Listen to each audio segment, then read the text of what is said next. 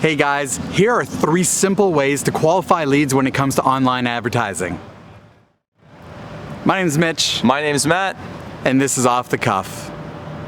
Alright guys, so qualified leads, why do they matter? Well, if you have 10 super qualified leads and 50 leads that are unqualified, then those 10 qualified leads are much more likely to close than those unqualified 50. And as a business owner, you want those qualified leads so you can make your advertising sell for you. Absolutely. So tip number 1 is the copy, the messaging in your advertising. And you can do this on your Google ads, your Facebook ads, whatever advertising you're using. What you want to do is in your messaging, call out the target market that you're going for. So maybe it's, hey, realtors, that's more of a direct message. Or what you could do is in the actual copy, if you're trying to qualify them, is you could say, maybe you're making this much per week. Or, maybe you're a little tired from working this much in your job and you're looking for something a little bit easier.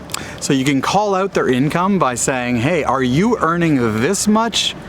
Or you could say, would you like to earn this much? So either way, what you do is you identify the income bracket that they're in or they wish to go in. And so that's one way that we could qualify leads.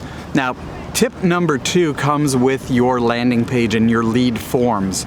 So when somebody clicks on a link and gets to a landing page and they ask for their first name, the last name, their email and phone, what you can do is add a very subtle field that asks them what their budget is, that simply. And there are other ways that Matt can touch on as well that, really cool ways to identify whether they're ready to go and how much they're going to be willing to spend with you. You could say, what kind of service are you looking for? Mm-hmm. Then now you can see like, okay, this lead is worth a lot, maybe the service is worth a lot more to you, or maybe the service isn't worth a lot, or maybe they have more investable assets. So you can create a form field that they can submit, and once they do that, you can see the lead is a lot more qualified, right? And the person's obviously a lot more qualified if they're willing to do that, right? Because it's a higher barrier to entry rather than just fill out your name and email, right?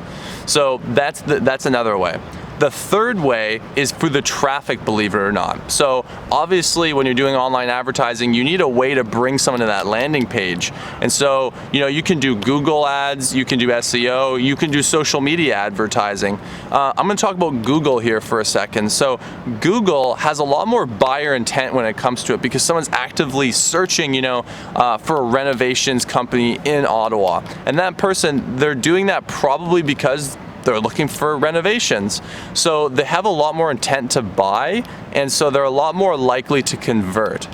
So unlike the person who just had a flood in their home and absolutely needs somebody there right now, what we do is suggestive marketing with eventually getting that buyer intent in place. And so it's a branding exercise, and after a while it becomes sticky, and then the buyer intent is there and you will get those calls. So not one is better than the other, except for one is faster and the other one takes a little bit more time but builds on your brand. And so those are our 3 tips. Boom. Let us know what works for you down below.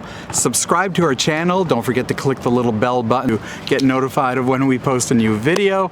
But my name's Mitch. My name's Matt. This is Off the Cuff.